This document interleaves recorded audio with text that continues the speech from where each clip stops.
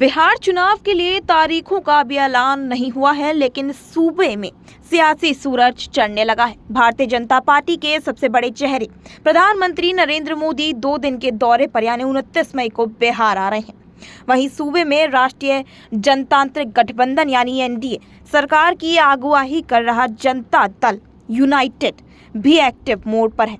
इन सबके बीच बात सीट बंटवारे को लेकर भी चर्चा में है।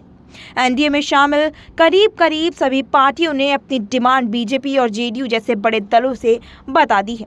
हालांकि सीट शेयरिंग को लेकर आधिकारिक बातचीत अभी शुरू नहीं हुई है। बता दें कि सूत्रों से मिली जानकारी के मुताबिक बीजेपी सीट शेयरिंग को लेकर किसी तरह की जल्दबाजी के मूड में नहीं है। सूत्रों का कहना है कि बीजेपी ने बिहार विधानसभा चुनाव के लिए अपनी रणनीति को अंतिम रूप दे दिया है। सहयोगी दलों के साथ सीटों का बंटवारा सबसे आखिर में किया जाएगा। सूत्रों से मिली जानकारी के मुताबिक बिहार विधानसभा की सभी 243 सीटों पर सर्वों का काम पूरा कर लिया गया है। जिन मौजूदा विधायकों का प्रदर्शन ठीक नहीं, विधानसभा चुनाव में उनका टिकट काटा जाएगा।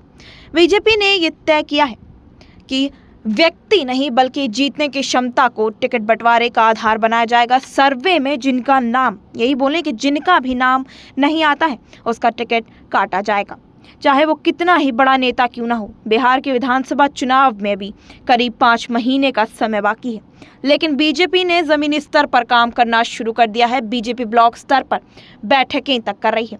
हर सीट पर अपनी ताकत और कमजोरियों का आकलन किया जा रहा है। विपक्षी दलों के नेताओं का भी आकलन तक किया जा रहा है। वहीं बीजेपी सूत्रों का कहना है कि सीट दर सीट इन्हें इसी हिसाब से रणनीति बनाई जाएगी और अपने ऐसे नेताओं की पहचान भी की जा रही है जिनके टिकट नहीं मिलने पर या अपने मनमाफिक उम्मीदवार न दिए जाने की स्थिति में बगावत करने की आशंकाएं हैं। बीजेपी का लक्ष्य हर हाल में बिहार चुनाव जीतना है।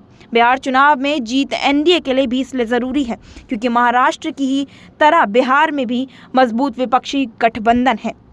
बीजेपी को लगता है कि बिहार चुनाव में एनडीए के हारने की स्थिति विपक्षी एकता को मजबूती मिल सकती है। अब देखना ये काफी दिलचस्प होगा कि आने वाले बिहार विधानसभा चुनाव में एनडीए और बीजेपी में कितनी सीट शेयरिंग को लेकर सहमति बैठती है और जेडीयू यानी नीतीश की पार्टी आखिर कैसा रुख अपनाएगी। और ये भी देखना काफ़ी दिलचस्प रहेगा कि लालू परिवार में उठे इस बवाल का उनके आने वाले बिहार विधानसभा चुनाव में आरजेडी पर कैसा असर पड़ेगा। फिलहाल इस खबर में इतना ही। देश दुनिया की तमाम खबरों से जुड़े रहने के लिए बने रहिए नेक्स्ट 9 पॉलिटिकल बाइट पर।